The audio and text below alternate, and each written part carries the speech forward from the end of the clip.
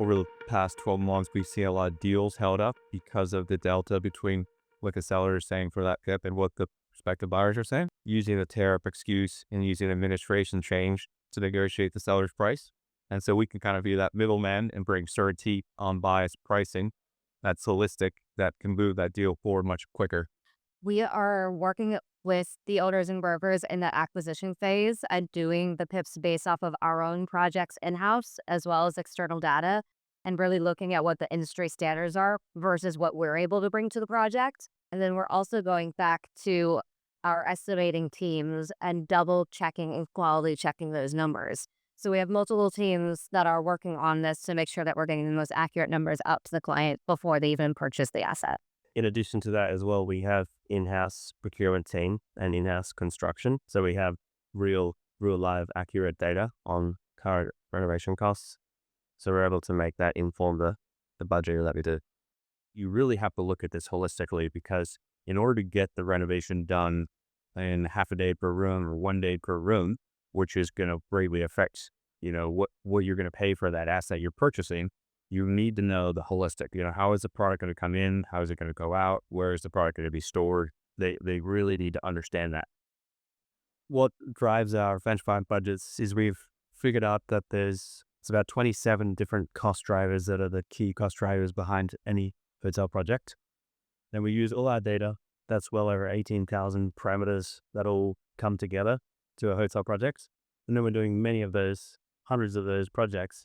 So compiling all that data together, then also factoring for the new data to allow for these changes. So we've now had projects that have gone through buyout with the tariffs in place, and we've seen the impact and understand what was caused.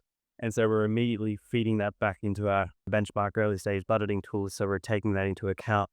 So we can obviously put a budget together on your property, but then we can also show you 5 to 10 properties around the country of projects that are completed. So it actually shows you the complete holistic numbers, upfront numbers. We'll have, 5, 10, 15 example projects since COVID, how long it takes and what it costs. We have an excellent relationship with multiple brands, and we've done a lot of projects in different capacities and gotten a lot of experience on, how to achieve what the PIP is asking for, what the brand is asking for without compromising quality. The earlier we're able to be brought into the process, the better. So before brokers value a DLB stage is ideally when we want to be brought into the deals, because we can bring that assurance to the broker and the seller as to what the renovation costs are when they're setting that sale price. So each group is using that same number in their underwriting process. And so there's not any delta between the different groups. And a lot of times that's what is always causing the hold up in the deals. There's zero bias, because if the project's going to happen and this is the scope, this is the cost, and this is the time frame, if things change later where a buyer wants to adjust what that scope is, obviously sometimes it's brand waivers, like Andrew's talking about, pushing back on the brand, and other times a buyer's coming in and saying, no, we really want to up brand this. We really want to go above it beyond adding in restaurants or different areas that are not in there. Sometimes even as complex as rooftop decks, and they're like, what is this going to cost if we really go out?